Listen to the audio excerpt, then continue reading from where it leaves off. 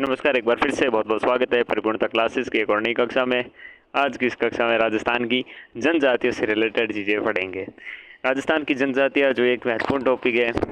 वैसे तो art and culture के भी आपके इस टॉपिक का बहुत ही संबंध है, लेकिन जो अपने भौगोलिक या फिर भूगोल से संबंधित देखें तो इससे अपने आंकड़े हैं और प्रमुख योजनाएं भी इससे शामिल होती हैं।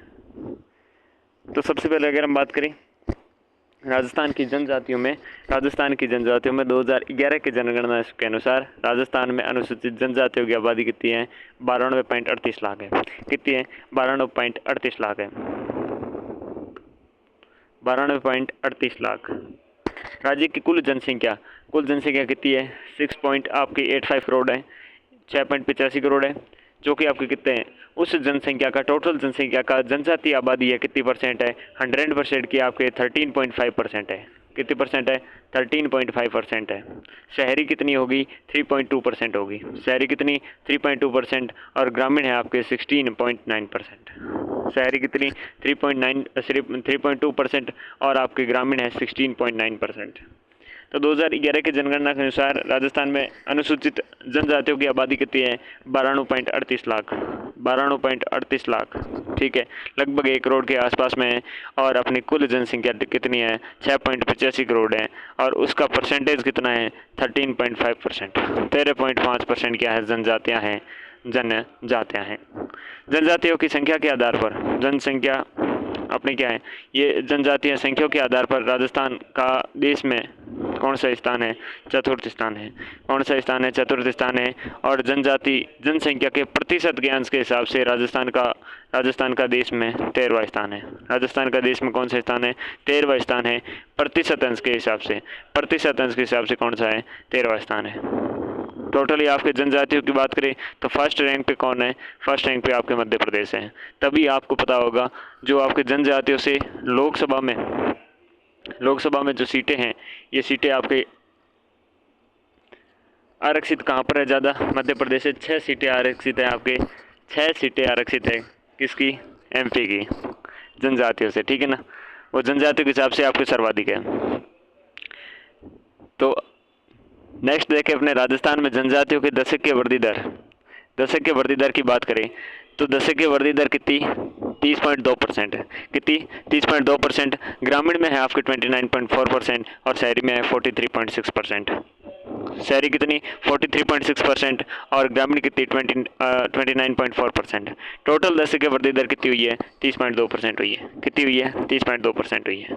सर्वाधिक आपके दशक की वृद्धि दर है वो नागौर की हुई है 60.4%। कितनी हुई है? 60.4%। 60.4% नागौर की। कहाँ की?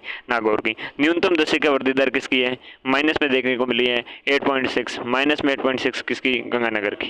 कौन से नगर की? गंगानगर की।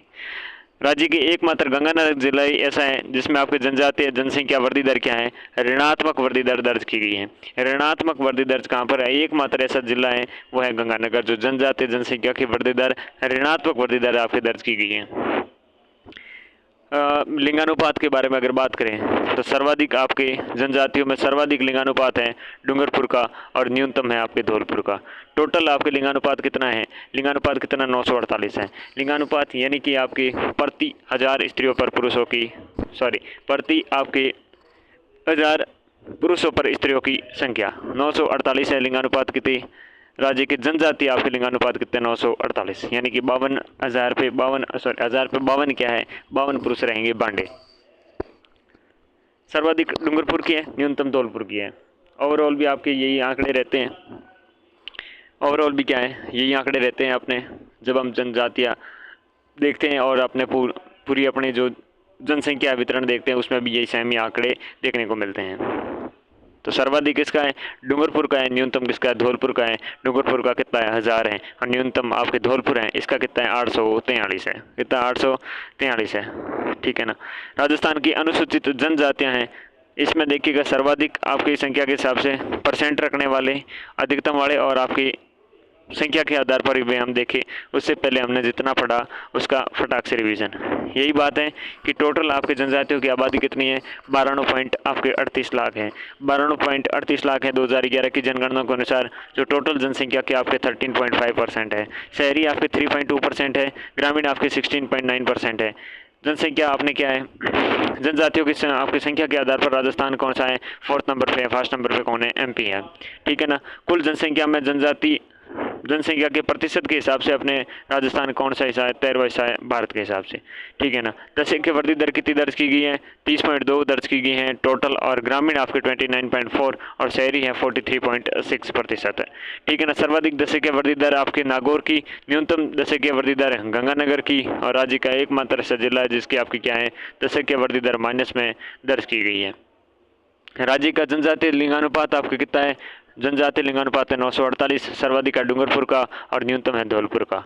ओके, अब हम अगले स्टेप पे बढ़ते हैं। राजस्थान की जो अनुसूचित जनजातियां हैं उनके परसेंट रखने वाले जिले सर्वाधिक के हिसाब से और आपके न्यूनतम के हिसाब से भी देखेंगे। ठीक है ना। तो सबसे पहले परसेंट के हिसाब से देखते हैं, परसेंट वाले जिले देखते हैं। तो परसेंट वाले जिलों में यहाँ पर अधिकतम वाले में कौन कौन है, सबसे ज़्यादा आपके परसेंट 76.4% आपके बांसवाड़ा में। बांसवाड़ा में परसेंट के हिसाब से यानी कि 100% आबादी वहाँ पर निवास करती है, उसमें से 76.4% आपके जनजाति निवास करती है। फिर आपने क्या है, डूंगरपुर है, सेकंड पे डूंगरपुर है, थर्ड पे परसेंट वाइज प्रतापगढ़ है। थर्ड पे कौन है, प्रतापगढ़ है। तो टोटल आपके अधिकतम परसेंट के हिसाब से देखें तो बांसवाड़ा, फिर डूंगरपुर, फिर प्रतापगढ़, बांसवाड़ा, डूंगरपुर, प्रतापगढ़, बांसवाड़ा, डूंगरपुर और प्रतापगढ़। संख्या के आधार पर देखें तो सर्वाधिक आपकी कहाँ पर है, संख्या के हिसाब से उदयपुर में आपकी जनजातियाँ रहती हैं।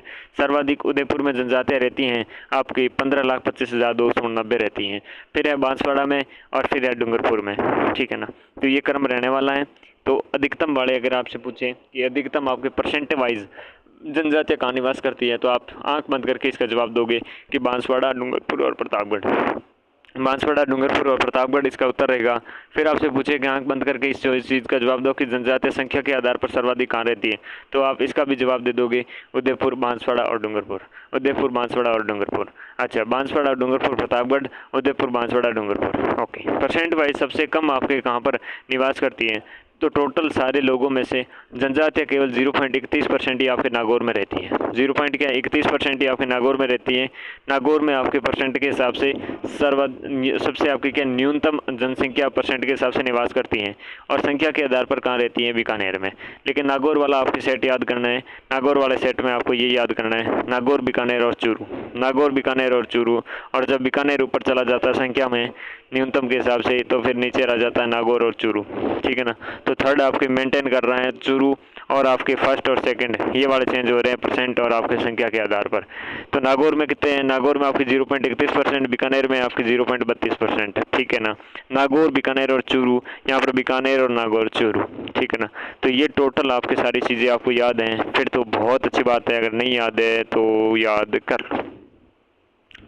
राजस्थान की कुल जनसंख्या की, राजस्थान में कुल जनसंख्या में जनजातियों का प्रतिशत, जनजातियों का प्रतिशत राजस्थान की कुल जनसंख्या में, राजस्थान की कुल जनसंख्या में जनजातियों का प्रतिशत 51 से 80%। 51 से अगर 80% की बात करें तो तीन आपके जो प्रमुख रूप से जिले हैं जिनके 51 से लेकर 80% तक हैं, वो है अपने बांसवाड़ा, डूंगरपुर और प्रतापगढ़। बांसवाड़ा, डूंगरपुर और प्रतापगढ़। 26 से 50% में आपके उदयपुर हैं, दौसा हैं और सिरोही हैं। 26 से 50 तक कौन से हैं, उदयपुर हैं, दौसा हैं और सिरोही हैं। 20 से 25 तक आपके बूंदी, करौली और बारां हैं। बूंदी, करौली और बारां हैं। राजस्थान में शेष जिलों में जनजातीय जनसंख्या का प्रतिशत क्या है, 20% से भी कम है। दूसरे वाले में क्या है, 20% से भी कम है। राजस्थान में अनुसूचित आपके जनजातियों की लोकसभा में 3 सीटें हैं, जबकि विधानसभा में 25 सीटें आरक्षित हैं। राजस्थान में क्या है, अनुसूचित जनजाति की लोकसभा में कितनी, 3 सीटें, जबकि आपके विधानसभा में कितनी, विधानसभा में आपके विधानसभा में 25 सीटें आरक्षित हैं। वैसे बात करें तो अपने जातियों की कितनी है, जातियों की 4 सीटें आरक्षित हैं। 4 सीटें क्या हैं, आरक्षित हैं। और जहाँ तक मैं गलत नहीं हूँ, जातियों की, अनुसूचित जातियों की विधानसभा में 34, मेरे हिसाब से 34 होना चाहिए, और पूरा एकदम 100% नहीं कह रहा हूँ, 99.99% कह रहा हूँ। अब 0.1% में भी झपेट बच सकता है। ठीक है ना। तो कुल मिला के बात ये है अपनी। ठीक है ना। और भारतीय संविधान की अनुसूची में 5 में आपके अनुसूचित जनजाति और अनुसूचित क्षेत्रों की प्रशासन अनुसूचित जनजाति और अनुसूचित क्षेत्रों के प्रशासन, नियंत्रण और विकास हेतु राज्य सरकार को कार्यपालिका शक्तियां प्रदान की गई है। राज्य सरकार को कार्यपालिका शक्तियां प्रदान की गई है। इन्हीं शक्तियों के आधार पर राजस्थान में 1975 में जनजातीय क्षेत्रीय विकास विभाग की स्थापना की गई। इसी आधार पर आपकी राजस्थान में 1975 में जनजातीय क्षेत्रीय विकास विभाग की आपकी स्थापना की गई। इन्हीं शक्तियों के आधार पर राजस्थान में 1975 में जनजातीय क्षेत्रीय विकास की विभाग की स्थापना की गई। अनुसूचित क्षेत्र में शामिल राजस्थान के 8 जिले हैं। अनुसूचित क्षेत्र है, इसमें राजस्थान में 3 प्रमुख रूप से संपूर्ण क्षेत्र हैं और 5 आंशिक रूप से आपके शामिल हैं, वो भी अनुसूचित क्षेत्र में। तो ये तो हम बात बिल्कुल करेंगे, लेकिन अब जितना पढ़ा है उसका थोड़ा रिवीजन तो बिल्कुल करना पड़ेगा। इसके ऊपर तो पढ़ा था, उसको कर लिया, यहाँ से रिवीजन करना स्टार्ट करते हैं। तो देखिएगा परसेंट के हिसाब से हम बात करें तो परसेंट वाइज सर्वाधिक आपके बांसवाड़ा के बाद में आपके डूंगरपुर के बाद में प्रतापगढ़। बांसवाड़ा, डूंगरपुर, प्रतापगढ़ यही आपके क्या है 50% से ऊपर वाले ज़िले हैं। 50% से आपके ऊपर वाले ज़िले हो गए। और संख्या के आधार पर देखें तो उदयपुर है, उदयपुर के बाद बांसवाड़ा है, बांसवाड़ा के बाद डूंगरपुर है। उदयपुर, बांसवाड़ा, डूंगरपुर रहेगा। और यहाँ पर न्यूनतम परसेंट हिसाब से नागौर के बाद में कौन से बीकानेर के बाद में आपके चूरू। और फिर यहाँ पर संख्या के आधार पर बीकानेर के बाद में नागौर के बाद में चूरू। ठीक है ना। न्यूनतम वाला मशीन क्लियर 51 से 80% के बीच में देखा तो यहाँ पर बांसवाड़ा, डूंगरपुर और प्रतापगढ़। 26 से 50 में देखा तो उदयपुर, दौसा और सिरोही। यहाँ पर क्या 26 से 50 है। 26 से 50 यहाँ पर उदयपुर, दौसा और सिरोही। ठीक है। 20 से 25 है आपके बूंदी, करौली और बारां क्या है 20 से 25 के मध्य में। राजस्थान में शेष सभी जिले हैं वो जनजातीय जनसंख्या 20% से कम है। 20% से कम है। 3 सीटें लोकसभा में और 25 सीटें विधानसभा में आरक्षित है जनजातियों की। ठीक है। और आपके संविधान की 5वीं अनुसूची में आपके जनजातीय और अनुसूचित क्षेत्रों के प्रशासन, नियंत्रण और विकास हेतु राज्य सरकार को कार्यपालिका शक्ति प्रदान की गई है। और इन शक्तियों के आधार पर राजस्थान में 1975 में क्या है जनजातीय क्षेत्रीय विकास विभाग का स्थापना की गई है। ओके, अब देखिएगा 8 जिले हैं। 8 जिलों में से 3 जिले आपके अनुसूचित क्षेत्र में संपूर्ण रूप से आपके शामिल है और 5 जिले आंशिक रूप से शामिल है। संपूर्ण रूप से शामिल है तो वो नीचे के क्या है ये 3 ही जिले शामिल हैं। कौन कौन से? एक है बांसवाड़ा, इधर वाला आपके क्या है डूंगरपुर और साथ में इधर वाला कौन सा प्रतापगढ़। तो ये क्या है पूर्ण रूप से आपके शामिल हैं। आंशिक रूप से देखें तो आंशिक रूप से कौन कौन से होंगे? आंशिक रूप से इसके अब जिसके आसपास वाले देखें तो यहाँ पर एक आपका क्या हो जाएगा लगभग हो जाएगा सिरोही। कौन सी रोही हो जाएगी? सिरोही हो जाएगी जो क्या है आंशिक रूप से है। ठीक है ना।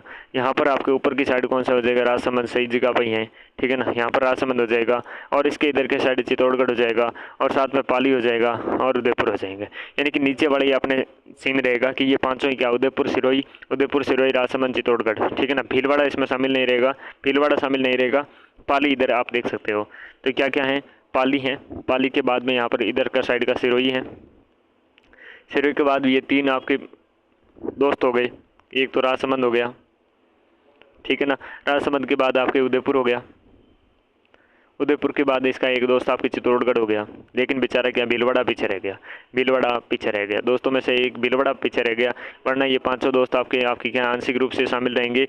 और 3 ये अब अच्छे खासे दोस्त हैं। ये तीनों दोस्त क्या है आपके संपूर्ण रूप से शामिल है। ठीक है ना। ओके, तो ये आपके हो गए अनुसूचित क्षेत्र में शामिल राजस्थान के कितने 8 जिले। राजस्थान के 8 जिले आपको याद रहने चाहिए। राजस्थान में अनुसूचित जनजातियों की संख्या के अनुसार अवरोही क्रम में देखिए। अवरोही यानी कि अवरोही होता है ऐसे, यानी कि आपके बढ़ते से घटते क्रम जो होता है उसे अवरोही कहते हैं, यानी कि नीचे उतरना। ठीक है ना। तो मीणा जाति सबसे ज़्यादा है आपके। मीणा जाति सबसे ज़्यादा है। मीणा जाति आपकी कितनी है?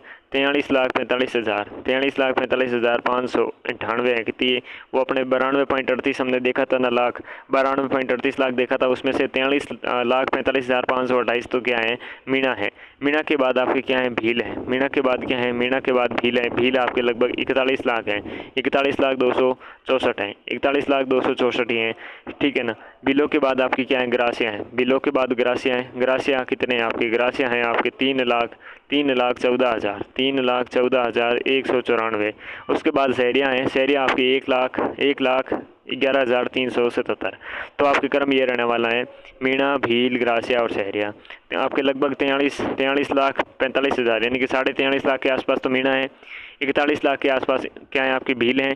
3,14,000 के आपके कितने ग्रासियाँ हैं। सहरिया 1,11,377। तो ये अवरोही क्रम रहने वाला है। उसके बाद आपके प्रतिशत के हिसाब से अवरोही क्रम देखें तो मीणा आपके 100% में कितनी जनजातियों में 47.03% है। 47.0% है। 43.03% हो गई आपकी 47 है, ठीक है ना। 47 है, 47 है, ठीक है ना। 47 पॉइंट आपके 03% भील हो गए आपके 44 पॉइंट आपके 38%। 44.38% ग्रासिया हो गए 3.40% और सहरिया हो गए 1.20%। 1.20%। तो ये आपकी संख्या और ये आपके परसेंटेज रहे। राज्य में सर्वाधिक संख्या में मीणा जनजाति है 43.45 लाख के आसपास और सबसे कम जनसंख्या किसकी है। सबसे कम संख्या है ये सबसे कम आपके कोकणा जनजाति की है जो 361 है। बेचारे कोकणा कितने हैं, कोकणा आपके 361 हैं। कोकणा 361 हैं। और यहाँ पर राजस्थान में सर्वाधिक जनजाति संख्या किसमें है, उदयपुर संभाग में है। सबसे कम आपके जनजातियाँ बीकानेर संभाग में। कौन से संभाग में है, बीकानेर संभाग में सबसे कम है। बीकानेर संभाग में सबसे कम है, ठीक है ना। सबसे ज़्यादा आपके उदयपुर संभाग में है जनजातियाँ। कौन है, जनजातियाँ। राजस्थान में अनुसूचित जाति और जनजाति संशोधन अधिनियम 1976 में अनुसार अनुसूचित जनजातियों की सूची में 12 जनजातियाँ शामिल हैं। राजस्थान की अनुसूचित जाति और जनजाति आपके संशोधन अधिनियम आता है 1976। उसके अनुसार कितनी अनुसूची है, अनुसूचित आपके जो जनजातियाँ हैं ये कितनी है आपके सूची में, कितनी 12 जनजातियाँ शामिल हैं। सबसे पहले मीणाओं की बात करें तो मीणा आपके जयपुर में सर्वाधिक हैं, फिर आपके दौसा में है, फिर सवाई माधोपुर में है, करौली हैं, अलवर हैं और उदयपुर हैं।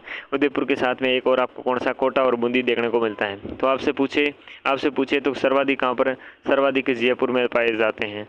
सर्वाधिक कहाँ पर, जयपुर में पाए जाते हैं। जयपुर के बाद में दौसा में है, ठीक है ना। दौसा हैं, अलवर हैं, ठीक है ना, 12 हैं, करौली भी होना चाहिए, नहीं है तो हटा दूंगा, एक सेकंड चेक करके। बिल्कुल है, दौसा हैं, अलवर हैं और 12 भी होना चाहिए। 12 नहीं है, 12 को बार करो, 12 की जगह बूंदी करो, 12 की जगह बूंदी करो, माफ़ करना, 12 हट जाए यहाँ से, यहाँ पर आ जाए बूंदी, हम बूंदी खाएंगे, ठीक है ना।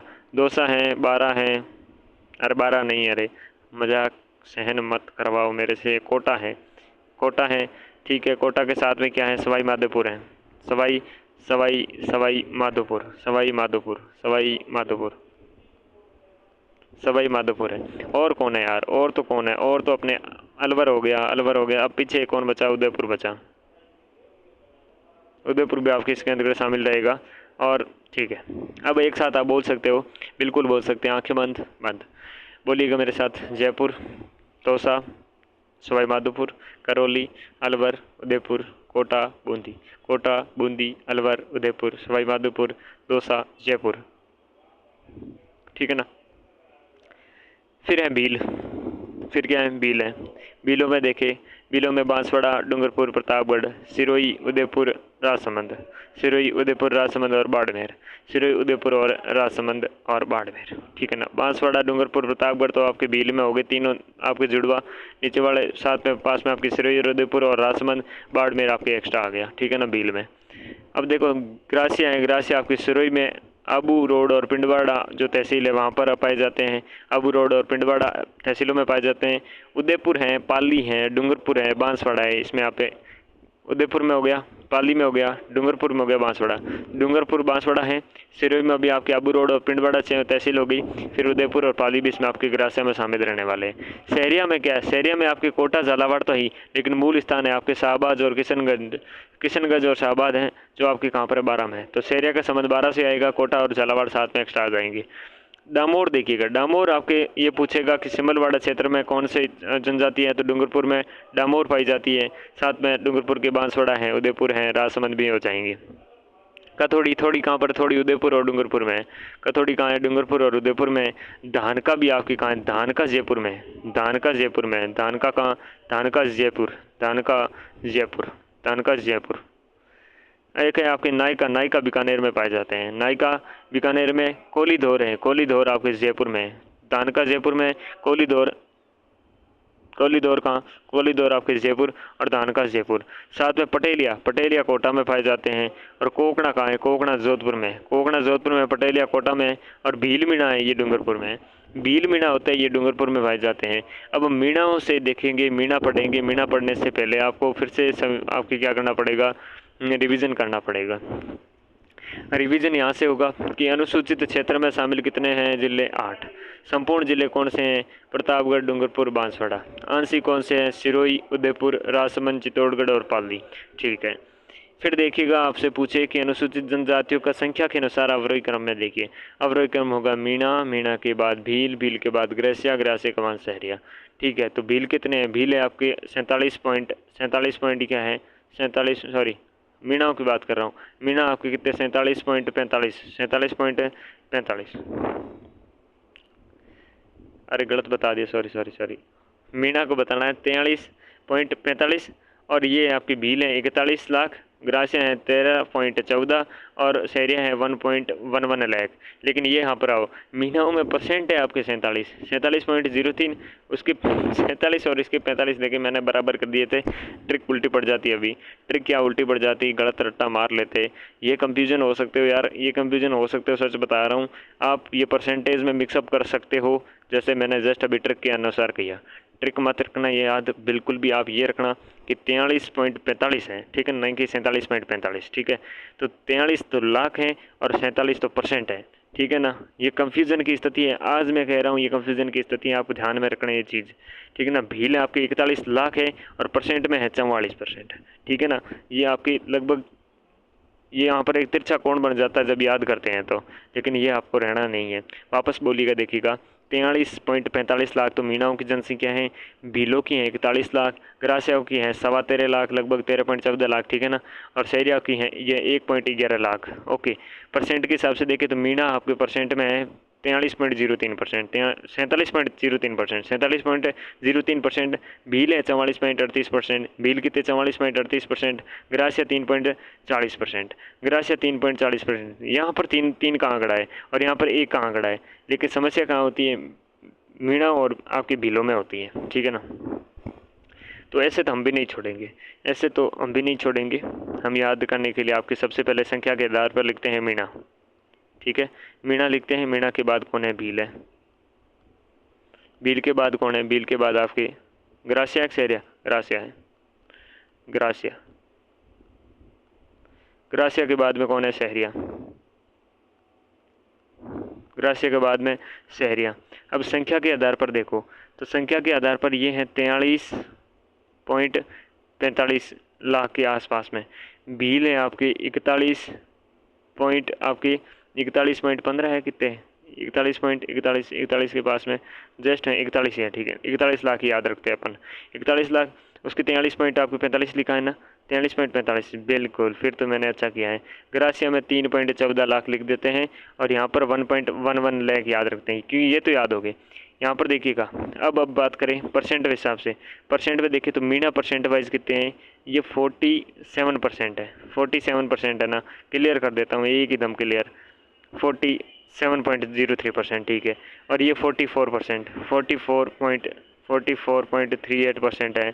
ये आपके 3% के लगभग आसपास में होंगे। 3 पॉइंट कितने हैं, 3 पॉइंट आपके कितने, 3 पॉइंट कितने हैं भाई साहब, 3 पॉइंट आपके 40% है, 3.40% है।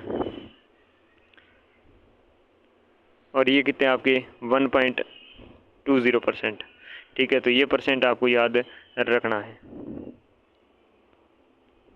और ज़ीरो आगे भी कुछ था ना, ज़ीरो के बाद में आगे भी कुछ था, 0.3% था, 0.3, ठीक है ना, 0.3%, 0.3%।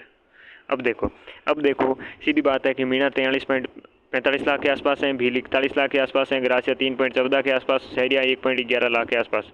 मीणा आपके 47.03%, भील है आपके 44.38%, 3.40% है आपके ग्रासिया और 1.20% है सहरिया। अब बिल्कुल, अब मुझे पता है आपको याद हो गया होगा। देखो सर्वाधिक मीणा जनजाति है, ठीक है ना। सबसे कम कहाँ है, कोकणा है, कोकणा जनजाति जो 361 है, 361 है। सर्वाधिक जनजाति है उदयपुर संभाग में, कम है आपके बीकानेर संभाग में, ठीक है ना। 1976 में आपके अनुसूचित जनजातियों की सूची में अपने क्या थी, 12 जनजातियाँ शामिल थी, जिसमें हमने मीणा देखी। मीणा के बाद हमने क्या देखी, भील देखी, ग्रासिया देखी, सहरिया देखी, डामोर, कथोड़ी, दानका, नायका, कोलीदौर के बाद पटेलिया, पटेलिया के बाद भील मीणा और कोकणा। कोकणा आपके सबसे, कोकणा वाले ये है ना, सबसे कम वाले ये ना कोकणा, या वो दूसरी थी? बिल्कुल कोकणा ही है। ये कोकणा आपकी सर्वाधिक सबसे कम वाली है। ये कोकणा 361 है। कितनी है? 361 है। भील मीना डूंगरपुर में, पटेलिया कहाँ पर है? कोटा में। पटेलिया कोटा में। लेकिन जो आपकी कोलीद्रा है, कोलीद्रा और धानका, कोलीद्रा और कोलीधोर और धानका कहाँ पर है? जयपुर में। नायका बीकानेर में। कथौड़ी उदयपुर और डूंगरपुर में है। डांबोर कहाँ है? डांबोर भी आपके डूंगरपुर में। सिमलवाड़ा आपके क्षेत्र हो जाएगा, बांसवाड़ा हो जाएगा, उदयपुर हो जाएगा और राजसमंद हो जाएगा। शहरिया 12 में आपके शहबाज और किशनगंज तहसील में होगा। कोटा और झालावाड़ एक्स्ट्रा होंगी। ग्रासिया आपकी सिरोही की आबू रोड पिंडवाड़ा तहसील में होगी, उसमें उदयपुर, पाली, डूंगरपुर और बांसवाड़ा भी शामिल होंगे। ठीक है ना। भील है ना, भील आपके 3 तो ये हो गए, नीचे वाले बांसवाड़ा, डूंगरपुर, आपके प्रतापगढ़, साथ में सिरोही है, उदयपुर है और राजसमंद है और बाड़मेर है। कौन है? बाड़मेर है। वो तो याद हो चुके हैं। मीणाओं का तब क्या देखे वापस? मीणाओं की तो जयपुर, दौसा, सवाई माधोपुर, करौली, अलवर, उदयपुर और जो कोटा और आपके साथ बूंदी आता है वो याद ही है। अब देखो, अब हम स्टार्ट करते हैं अपने किससे? स्टार्ट करते हैं अपनी पहली जनजाति। अपनी पहली जनजाति कौन सी है? मीणा है। मीणा से अपन स्टार्ट करते हैं, पहली जनजाति से मीणा से स्टार्ट करते हैं। किससे? मीणा से। मीणा है राजस्थान की जनसंख्या की दृष्टि से सबसे बड़ी और सर्वाधिक साक्षर जनजाति है। बहुत साक्षर जनजाति है भाई। अगर आप ये सोच रहे हो ये जनजाति है और इनको हल्के में ले रहे हो तो बिल्कुल भी गलत रह रहे हो। विद्युत विभाग में देख लो, टीचिंग फील्ड में देख लो, जगह जगह पर आपको ये आपके इनके लोग मिलेंगे और ये बहुत साक्षर लोग हैं। ठीक है ना। अपने अगर आप जाति के कोड में मर रहे हो, अपने आप को बहुत ऊंचा धर्म कहाँ समझ रहे हो, तो गलत फहमी में हो भाई। बहुत टैलेंटेड लोग हैं, बहुत आपके पढ़े लिखे लोग हैं। और क्योंकि ये जयपुर सभ्यता का इनके बहुत जयपुर से संबंध रहा है इस प्रमुख रूप से मीणा जाति का, तो वहाँ पर आपको पता ही है वेल एजुकेटेड लोग ही रहते हैं एज़ कम्पेयर टू दूसरी जगह पर से देखें, क्योंकि ये राजधानी क्षेत्र था और आपसे दिखे तो ज़माने से तो आगे ही था कहीं ना कहीं आपके जयपुर। ठीक है। तो सर्वाधिक आपके जयपुर में है। जयपुर के बाद आपको याद होना चाहिए दौसा, सवाई माधोपुर, करौली, अलवर, टोंक, भरतपुर, साथ में उदयपुर आदि आपके निवास करती हैं। कुल जनजाति कितनी? कुल जनजाति 47.03% है। ठीक है ना। लाखों में देखें तो 43 आपके लाख हैं, कितने? 43 लाख के आसपास में है। और उत्पत्ति है ये आपके मत्स्यवार से हुई है, जो भगवान विष्णु के प्रथम अवतार थे। भगवान विष्णु के प्रथम अवतार थे मत्स्य अवतार थे। भगवान विष्णु के प्रथम आपके अवतार थे, उनसे इनकी उत्पत्ति मानी जाती है। और जनजातियों का उल्लेख आपके मत्स्य पुराण में मिलता है। इस जनजाति का आपके उल्लेख है, ये मत्स्य पुराण में मिलता है। किस में मिलता है? मत्स्य पुराण में मिलता है। और इसमें 2 वर्ग पाए जाते हैं, इसमें 2 प्रमुख वर्ग पाए जाते हैं। एक है जमींदार मीणा, एक क्या है? जमींदार मीणा, जिसमें आपके कृषि और पशुपालन का कार्य करते हैं। एक जमींदार मीणा है और दूसरा है चौकीदार मीणा। राजकीय खजाने की सुरक्षा कार्य में संलग्न रहते हैं। राजकीय जो आपके खजाने की सुरक्षा में संलग्न रहते थे चौकीदार मीणा, और जो जमींदार मीणा थे ये कृषि और पशुपालन का कार्य करते थे। 2 वर्ग होते थे। इस जनजाति का उल्लेख आपके मत्स्य पुराण में मिला है और ये भगवान विष्णु के प्रथम अवतार मत्स्य अवतार से हुई है इनकी उत्पत्ति, ऐसा माना जाता है। इसके अलावा चर्मकार मीणा, पटिहार मीणा, रावत मीणा, सुरतेवाड़ा मीणा आदि अन्य वर्ग भी पाए जाते हैं। टोड है ना, ये टोड के अनुसार मीणा जनजाति का मूल निवास स्थान कहाँ था? काली खो की जो पर्वत है उसका विस्तार अजमेर से आपके आगरा है। अजमेर से आगरा तक जिसका आपके विस्तार मिलता है काली खो का। काली खो जो क्या है? टोड के अनुसार। किसके अनुसार? टोड है। इस टोड के अनुसार क्या है? टोड के अनुसार आपके मूल निवास माना काली खो की पर्वतमाला अजमेर से आपकी जो आगरा तक विस्तृत है। ठीक है ना। मीणा जनजाति का सामाजिक जीवन है। मीणा जाति का सामाजिक जीवन हम देखते हैं तो देखो संयुक्त परिवार है, पढ़े लिखे लोग हैं, संयुक्त परिवार हैं। ठीक है ना। देखिएगा संयुक्त परिवार है, ठीक है ना। संयुक्त परिवार है। किस प्रकार का परिवार? संयुक्त परिवार यानी कि बड़े बड़े परिवार होते थे, पितृसत्तात्मक होते थे। परिवार होते थे तो पितृसत्तात्मक परिवार है। कैसा परिवार है? पितृसत्तात्मक परिवार है, ये बात आपको याद रखनी। साथ में प्राचीन समय में ब्रह्म और गंधर्व विवाह का प्रचलन था। प्राचीन समय में क्या? ब्रह्म और जो गंधर्व विवाह है इसका प्रचलन था। मोरनी मोड़ना क्या है? मीणा जनजाति का विवाह संबंधी एक प्रथा है। मोरनी मोड़ना आपसे पूछ ले क्या है तो मीणा जनजाति से विवाह संबंधी एक प्रथा है। वर्तमान में विवाह अन्य समाजों की भांति रीति रिवाजों से संपन्न होती हैं। ठीक है ना, क्योंकि ये एजुकेशन थे, समाज के बीच में बैठे रहे तो समाज में ही आपके समाज के लोगों से आगे निकल गए ये लोग। पंचायतों का महत्वपूर्ण आपके स्थान है। पंचायतें, इन पंचायतों का महत्वपूर्ण स्थान है। ये आपकी पंचायतें नाता विवाह, तलाक, आपके जो मौसर हैं और जो चरित्रहीनता है, ऋण आदि झगड़ों से निपटाती हैं। और ये पंचायतें 4 प्रकार की होती हैं। पंचायतों का अभी भी महत्वपूर्ण स्थान है। ये आपके हमने बातें चीज़ें देखी कौन सी कि तलाक, नाता विवाह वगैरह, और मौसर, और चरित्रहीनता, ऋण आदि के झगड़ों से निपटान करती हैं। पंचायतें 4 प्रकार की होती हैं। 4 प्रकार की होती हैं, जिसमें देखिएगा, एक होती है आपकी ग्राम पंचायत। क्या होती है? एक ग्राम पंचायत होती है। एक होती है आपकी गोत्र पंचायत। एक क्या होती है? गोत्र पंचायत। एक होती है आपकी क्षेत्रीय पंचायत। क्या होती है? क्षेत्रीय पंचायत। एक क्षेत्रीय के साथ साथ में 84 क्या होती है? 84 होती है। क्या होती है? 84 पंचायत होती है। एक ग्राम, एक आपकी जो गोत्र, एक क्षेत्रीय, एक 84। ग्राम, गोत्र, क्षेत्रीय और 84। ग्राम, गोत्र और क्षेत्रीय 84। ग्राम, गोत्र, क्षेत्रीय और 84। देखिएगा, संयुक्त परिवार हैं, पितृसत्तात्मक परिवार हैं। ब्रह्म और गंधर्व विवाह का प्रचलन था प्राचीन समय में। मोरनी मोड़ना विवाह का आपकी मीणा जनजाति में विवाह से संबंधित प्रथा वर्तमान में अन्य समाजों की तरह ही अपने होता है इनका। पंचायतों का महत्वपूर्ण स्थान, 4 प्रकार की पंचायतें, ग्राम पंचायत, गोत्र पंचायत, क्षेत्रीय पंचायत और 84 पंचायत। 84 जो पंचायत है, ये सबसे बड़ी पंचायत है। सबसे बड़ी पंचायत कौन सी? 84 पंचायत। सबसे बड़ी पंचायत कौन सी? 84 पंचायत। गांव पंचायत, गांव या पंचायत का मुखिया क्या कहलाता है? पटेल कहलाता है। परिधान, पुरुष हैं जो धोती और कमीज पहनते हैं। धोती और कमीज पहनते हैं, सिर पर साफा बांधते हैं। महिला घाघरा है, कांचली है, ओढ़नी है इस्तेमाल करती हैं। नेजा नृत्य हैं, होली के तीसरे दिन खेरवाड़ा व डूंगरपुर में आपकी किया जाता है। प्रमुख मेले और आराध्य देवता की बात करें तो चौथ का बरवाड़ा है। चौथ के बरवाड़े के साथ में गणेश जी सवाई माधोपुर वाले, महावीर जी करौली वाले, जीण माता रेवासा सीकर, भूरिया बाबा गौतमेश्वर बाबा आपके अरनोद प्रतापगढ़, बेरूजी हनुमानगढ़, चार भुजा महादेव, दुर्गा माता और बुज माता, ये क्या है? आपके मीणाओं के प्रमुख रूप से मीणाओं के मेले और आराध्य देवता हमने देखते हैं मीणाओं के, ठीक है ना। भूरिया बाबा या गौतमेश्वर मीणा जनजाति के क्या हैं? कुल देवता हैं, और इनकी ये झूठी कसम बिल्कुल भी नहीं खाते हैं। जीण माता मीणा जनजाति की कुल देवी है। तो भूरिया बाबा या गौतमेश्वर तो हैं कुल देवता, जीण माता है इस जनजाति की कुल देवी, ठीक है ना।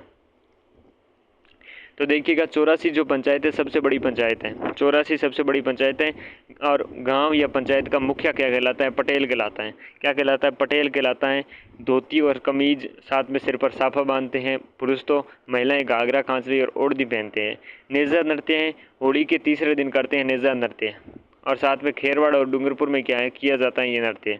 प्रमुख मेले या आराध्य देवता देखे तो चौथ का बरवाड़ा आपके गणेश जी, सवाई माधोपुर महावीर जी करौली वाले, जीण माता रेवासा सीकर वाली, भूरिया बाबा या गौतमेश्वर अरनोद प्रतापगढ़ में है, बेरू जी हनुमानगढ़ के, और आपके चार भुजा साथ में महादेव जी, दुर्गा माता, बुज माता, ये सारे आपके इसके अंतर्गत इनके प्रमुख रूप से आराध्य देवी देवता या फिर प्रमुख मेले रहने वाले हैं। इनके कुल देवता गौतमेश्वर बाबा हैं या फिर भूरिया बाबा हैं, जो जिनकी झूठी कसम ये नहीं खाते, और जीण माता इनकी क्या है? कुल देवी है। देखिएगा, अर्थव्यवस्था के बारे में बात करें तो कृषि के साथ साथ क्या करते हैं? पशुपालन करते हैं। कृषि के साथ में पशुपालन का काम, और जो बटाईदारी कृषि व्यवस्था का प्रचलन है। बटाईदारी जो कृषि व्यवस्था है उसका प्रचलन है, और आर्थिक रूप से अन्य जनजातियों की तुलना में संपन्न जनजाति है। ये तो अब ऑब्वियसली बात है, कोई बड़ी बात नहीं है इसमें। सरकारी सेवा में सर्वाधिक लोग इसी जनजाति के मिलते हैं, ये भी हम बात कर चुके हैं। बटाई कृषि व्यवस्था का प्रचलन, और कृषि के साथ साथ में पशुपालन करते हैं। तो ये आपकी इनसे संबंधित है। किनसे? मीणाओं से संबंधित आपकी बात हो चुकी है कंप्लीट। मीणाओं से संबंधित बात कंप्लीट हुई, और मीणा से संबंधित आपकी जो बात है, आपकी बातें पचनी चाहिए, ये बातें आपको आनी चाहिए, ठीक है ना। 4 पंचायतों के स्तर हैं इनके, ठीक है ना। 4 इनके पंचायतों के स्तर हैं। 4 हमने पंचायतों के इनके नाम देखे। 4 हमने पंचायतों के इनके नाम देखे, कौन कौन सी पंचायत हैं। इसमें से आपके 84 जो पंचायत हैं,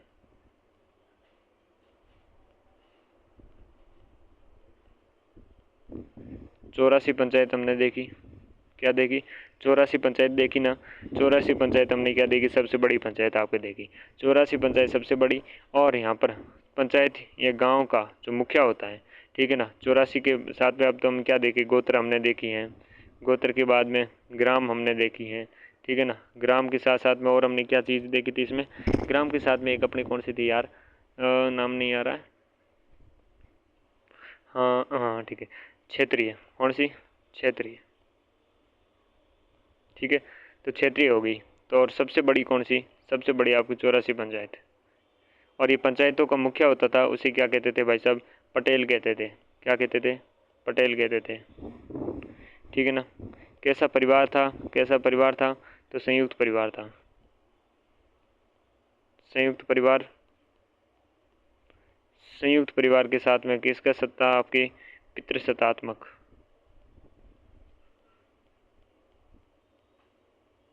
पितृसत्तात्मक है, ठीक है ना।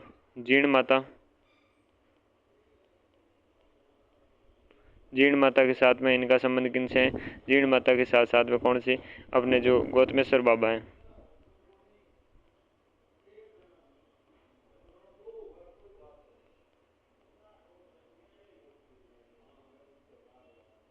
गौतमेश्वर या बूरिया से इनका संबंध रहने वाला, ठीक है।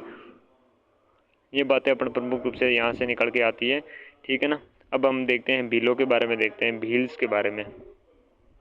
दूसरी सबसे बड़ी जनजाति है कौन सी, भीलों की है जनजाति। राजस्थान की कुल जनजाति का 44.38% है। कितना, 44.38% है। ऊंचे पहाड़ों पर रहने वाली जो पालवी और मैदानी इलाकों पर रहने वाली वागड़ी कहलाती है। तो दो आपके इसमें भी अलग अलग नाम है, एक है पालवी, एक है वागड़ी, पालवी और वागड़ी, ठीक है ना। ऊंचे पहाड़ों पर रहने वाली क्या कहलाती है, पाल, नाम से पता चल रहा है पहाड़, ये क्या रहते हैं, पहाड़ पे रहते हैं। ऊंची पहाड़ियों पे रहने वाले क्या कहलाए, पालवी कहलाए, ठीक है ना। और वागड़ी क्या है, मैदानों में रहने वाले, मैदानों में रहने वाले क्या, वागड़ी कहलाए। डूंगरपुर, बांसवाड़ा है, साथ में आपके उदयपुर और आपके चित्तौड़गढ़ में निवास करती थी। उदयपुर, डूंगरपुर, बांसवाड़ा, चित्तौड़गढ़ में निवास करती थी। भील राजस्थान की सबसे प्राचीनतम जनजाति मानी जाती है। भील राजस्थान की सबसे प्राचीनतम जनजाति मानी जाती है। कर्नल जेम्स टोड ने भीलों को वनपुत्र कहा। उनकी तो काली खो पहाड़ी बताई और इनको वनपुत्र कह रहा है कौन, टोड। उत्पत्ति द्रविडियन भाषा की बीलू से हुई है। बीलू जिसका अर्थ होता है तीरंदाज, बीलू से हुई है। और बीलू का अर्थ क्या होता है, तीरंदाज होता है। बीलू से मानी जाती है जिसका अर्थ होता है तीरंदाज,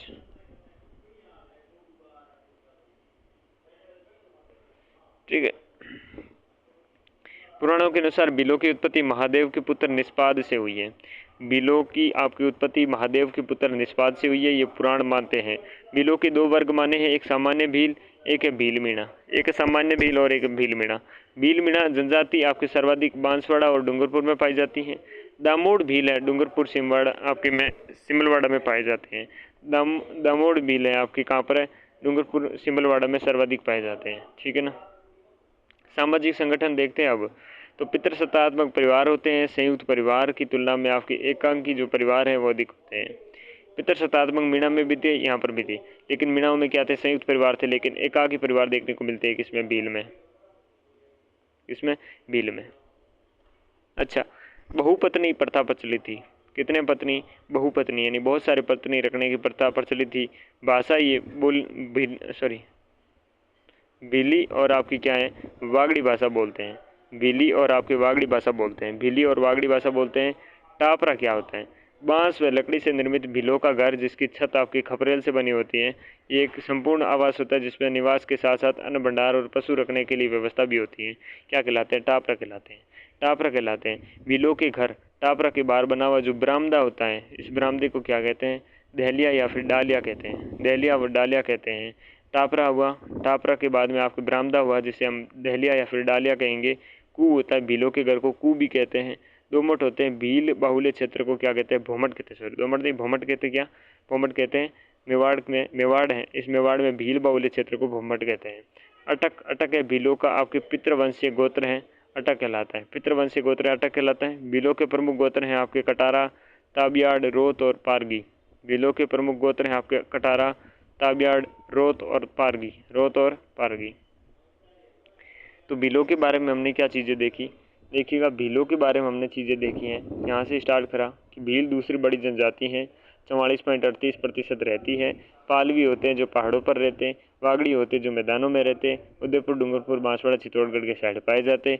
सबसे प्राचीन जनजाति हैं। टोड कहता है वनपुत्र, और द्रविड़ियन भाषा के बिलू से शब्द से हुआ है जिसका अर्थ होता है तीरंदाज। पुराणों में अनुसार भीलों की उत्पत्ति महादेव के पुत्र निषाद से हुई है। भील दो वर्ग है, सामान्य भील और भीलमीणा। भीलमीणा जनजाति सर्वाधिक बांसवाड़ा, डूंगरपुर में पाई जाती हैं। दामोड़ भील आपके डूंगरपुर के सिमलवाड़ा में सर्वाधिक है। भीलों के सामाजिक संगठन में देखा पितृसत्तात्मक है, लेकिन संयुक्त परिवार की जगह पर क्या देखने को मिलते हैं? एकांकी परिवार देखने को मिलते हैं।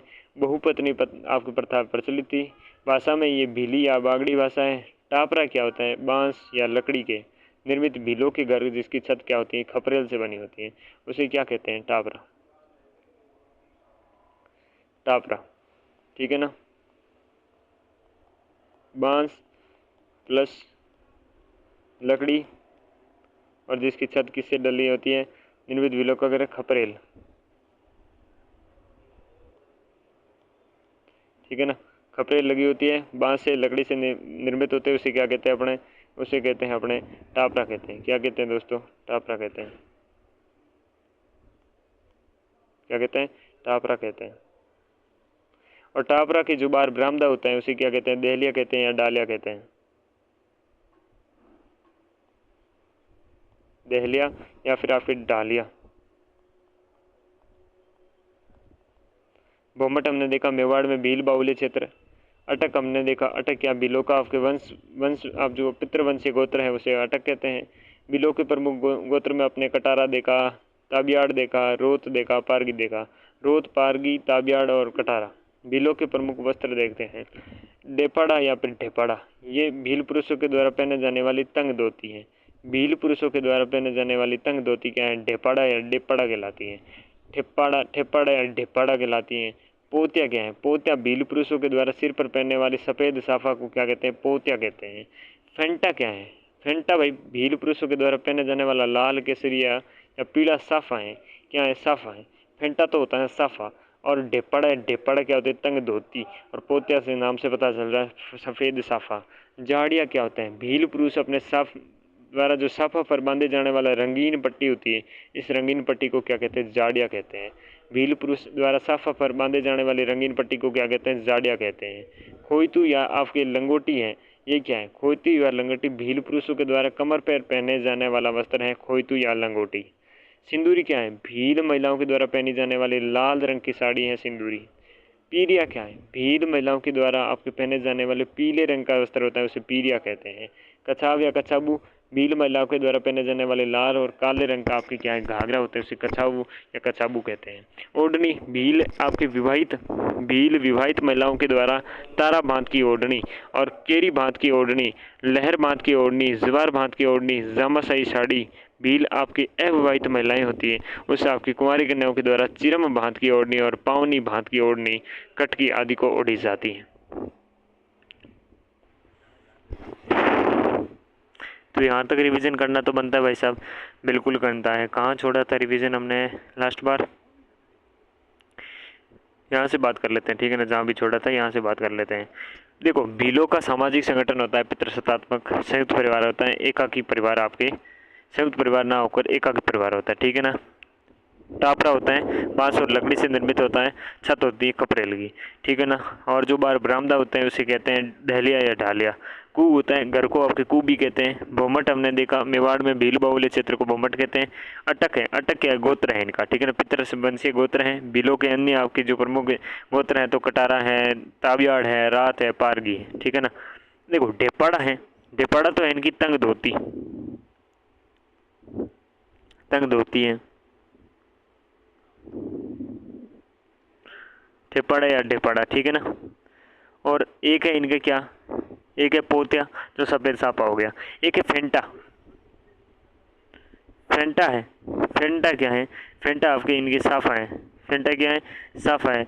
और इस पे आपके रंग बिरंगा एक है आपकी रंगीन पट्टी होती है, वो साफे पर बांधी जाती है, उसे क्या कहते हैं? जाड़िया कहते हैं। क्या कहते हैं? पट्टी होती है, उसे पट्टी को क्या कहते हैं? जाड़िया कहते हैं। क्या कहते हैं, जाड़िया कहते हैं। क्या कहते हैं दोस्तों, जाड़िया कहते हैं। ठीक है, जाड़िया के बाद में लंगोटी या खोइतू देखे तो भील पुरुषों के द्वारा कमर पर पहनने वाला वस्त्र होता है।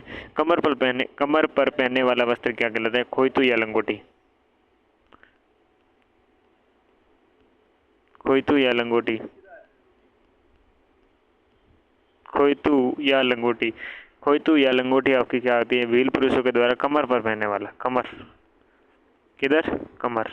ठीक है, खोइतू या लंगोटी हो गए। सिंदूरी, सिंदूरी हो गई भील महिलाओं के द्वारा पहनी जाने वाली लाल रंग की साड़ी, सिंदूरी, लाल साड़ी, भील महिलाओं के द्वारा। ठीक है ना। और पीरिया है, पीरिया ये महिलाओं के द्वारा पीले रंग का वस्त्र होता है, पीरिया। क्या कहते हैं, पीरिया। फिर है देखिए कछाव, कछाव है, कछाबू या कछाव।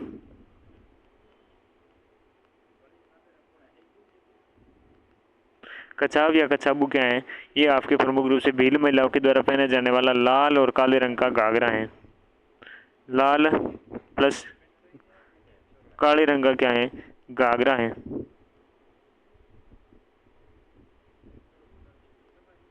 क्या है, घाघरा है। ओढ़नी क्या है, भील विवाहित महिलाओं के द्वारा तारा बांध की ओढ़नी। जो विवाहित महिलाएं होती हैं वो तारा बांध की ओढ़नी पहनते हैं, करी बांध की ओढ़नी पहनते हैं, लहर बांध की ओढ़नी, जमार बांध की, जमाई साड़ी, सॉरी जामसाई साड़ी। और भील अविवाहित, देखो उससे पहले क्या, तारा बांध,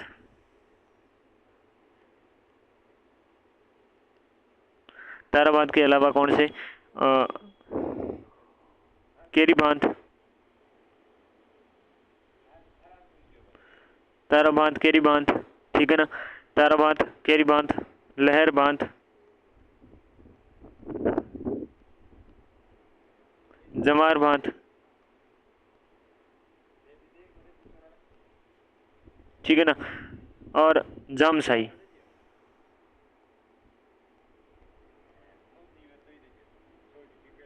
जामसाई, केरी बांध, तारा बांध, लहर बांध और जमार बांध, ये सारी आपकी भील विवाहितों की ओढ़नी है। और अविवाहितों की महिलाओं की ओढ़नी देखे तो कुंवारी कन्याओं के द्वारा चिरम बांध, चिरम बांध और पावनी बांध। ओढ़नी या कटकी कहते हैं, पावनी और चिरम बांध। पावनी और चिरम बांध क्या है, अविवाहितों की हैं। बाकी आपके जामसाई है, केरी बांध है, तारा बांध है, लहर बांध है, जवार बांध है, सारी किसकी है, ये सारी आपकी विवाहितों की हैं। और चिरम बांध है और पावनी बांध है आपकी अविवाहितों की है।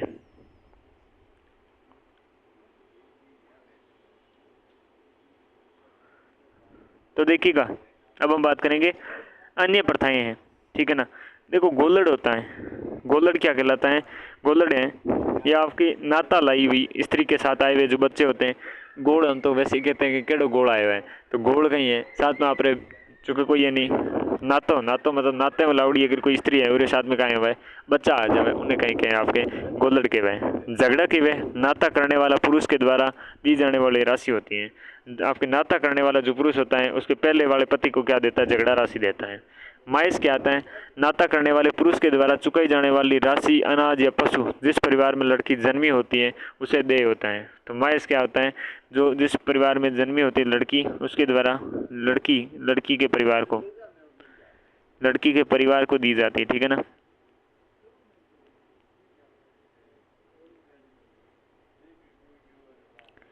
मोर बांधिया, क्रय, विनिमय, अपहरण, साली और देवर विवाह आदि प्रथाएं प्रचलित हैं। मोर बांधिया है, क्रय है, विनिमय है, अपहरण है, साड़ी है व देवर विवाह सारे इसमें शामिल होंगे।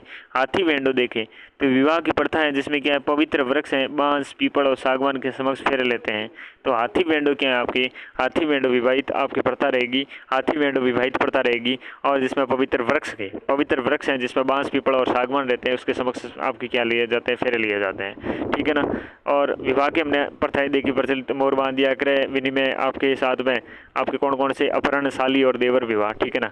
माइस नाता देखें, माइस वो होता है जिसमें लड़की के परिवार वालों को दिया जाता है, जो नाता करने वाला पुरुष देता है राशि। झगड़ा या राशि देखी जिसमें हमने नाता करने वाले पुरुष के द्वारा दी जाती है राशि। गोलड़ नाता आई हुई स्त्री के साथ आए हुए बच्चे। छेड़ा फाड़ना भील पुरुषों के द्वारा आपकी भील स्त्री को दिए जाने वाला जो तलाक होता है, इस प्रथा को क्या कहते हैं? छेड़ा फाड़ना कहते हैं। कौन सा फाड़ना? छेड़ा फाड़ना, ठीक है ना, तलाक हो गया। विवाह में लड़के के पिता के द्वारा कन्या का मूल्य देना पड़ता है, जिसे दापा कहते हैं। विवाह में लड़के के पिता के द्वारा कन्या के आपके मूल्य देना पड़ता है, ये कहलाता है दापा प्रथा। दापा हो गया। और गोल गधेड़ो प्रथा प्रचलित है। गोल गधेड़ो प्रथा, जिसमें युवक साहस कार्य द्वारा शादी की आपकी युवती चयन करता है, ठीक है ना, ये गोल गधेड़ो कहलाता है। गोल गधेड़ो मतलब युवती ने क्या है, साहसों अपने युवक साहसों दे आपके शादी कर ले, ठीक है ना। और लोकगीत है सुवटियो, केवल स्त्रियों के द्वारा, और हमसिडो पुरुष स्त्री दोनों के द्वारा किया जाता है। सुवटियो कौन करता है? स्त्री। कौन करती है भाई? स्त्रियाँ करती हैं, केवल और केवल स्त्री करती है, ठीक है। और आपके जो हमसिडो हैं,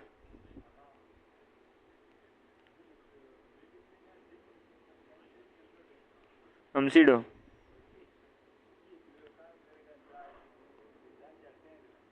पुरुष और स्त्री दोनों करते हैं। बिलों के लिए आपके महुआ वृक्ष, बिलों के लिए क्या है? महुआ वृक्ष है, ये विशेष महत्व रखता है, और इससे बनी शराब का क्या करते हैं? सेवन करते हैं।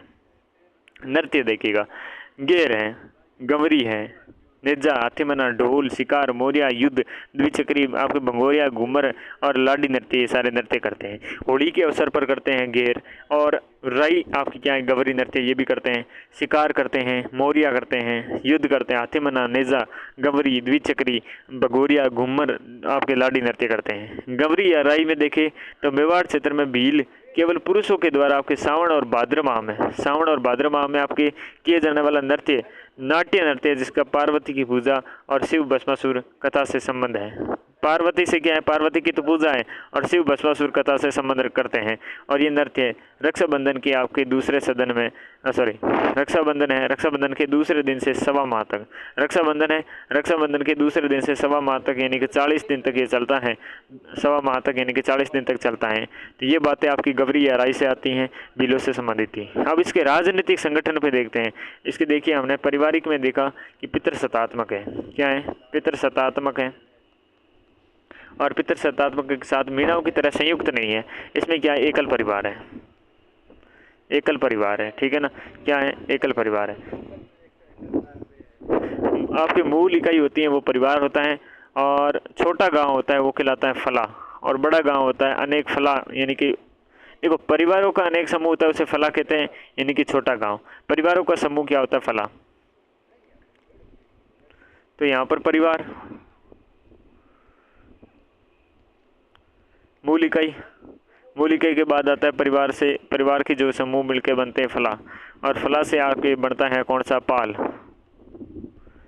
फला से बढ़ती है आपकी पाल। फला से पाल बनता है, अनेक फला का समूह, यानी कि बड़ा गांव होता है। मूल इकाई हो जाएगा परिवार, उसके बाद परिवार के समूह से बना हुआ फला जो छोटा गांव होता है, फला के समूह से बना हुआ पाल जो आपके बड़ा गांव होता है। पाल या पंचायत का मुखिया होता है गमेती, पालवी या पालजी। गमेती या फिर इसे कहेंगे पालजी, गमेती या पालजी या पालवी, ये होता है मुखिया। मीणाओं में हमने देखा था क्या था? मुखिया क्या था? मुखिया था पटेल। लेकिन यहाँ पर क्या है? गमेती हैं, पालजी हैं, या फिर पालवी कह दो, ये आपके मुखिया होता है। ये मुखिया होता है। एक ही वंश से संबंधित भीलों के गांव मुखियाओं को आपके तदवी या वंशाओं का कहा जाता है। एक ही वंश से संबंधित भीलों के गांव के मुखिया को क्या कहते हैं? तदवी या वंशाओं कहते हैं। फायरे क्या है? रणघोष हैं। क्या है?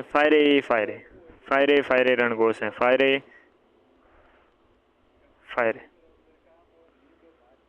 ठीक है। मार्गदर्शक को बुलावा कहा जाता है। मार्गदर्शक को क्या कहा जाता है? बुलावा कहा जाता है। धार्मिक आपके संस्कार संपन्न करवाने वाले को भगत कहते हैं। क्या कहते हैं? धार्मिक संस्कार है, ये धार्मिक संस्कार संपन्न करने वाले को भगत कहते हैं। झाड़ फूंक का कार्य करते हैं उसे भोपा कहते हैं। क्या कहते हैं? भोपा कहते हैं जो झाड़ फूंक का काम करता है।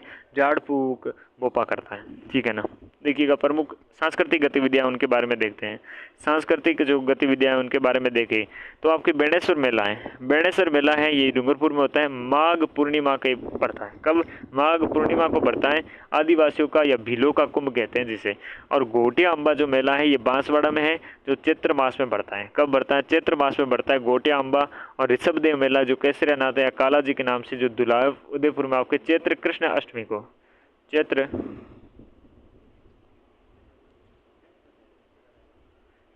कृष्ण अष्टमी को ये मेला बढ़ता है आपकी। और गौतमेश्वर मेला कहाँ पर बढ़ता है? प्रतापगढ़ में। तो बेणेश्वर मेला डूंगरपुर में, गोटिया अम्बा बांसवाड़ा में, ऋषभदेव केसरिया देव या काला जी का दुलेव आपके उदयपुर कृष्ण चैत्र कृष्ण अष्टमी को। और गौतमेश्वर मेला प्रतापगढ़ में। ये प्रमुख मेले किसके हैं? ये मेले आपके भीलों के मेले रहे। देवता है, प्रकृति पूजक है, शिव बेणेश्वर हैं और भेरू जी हैं, यानी ये देवता हैं। लोक देवता हैं आपके दराल, क्या है? दराल है, बिरसा मुंडा है, काला जी हैं, गोरा जी हैं। काला जी, गोरा जी, बिरसा मुंडा जी और दराल।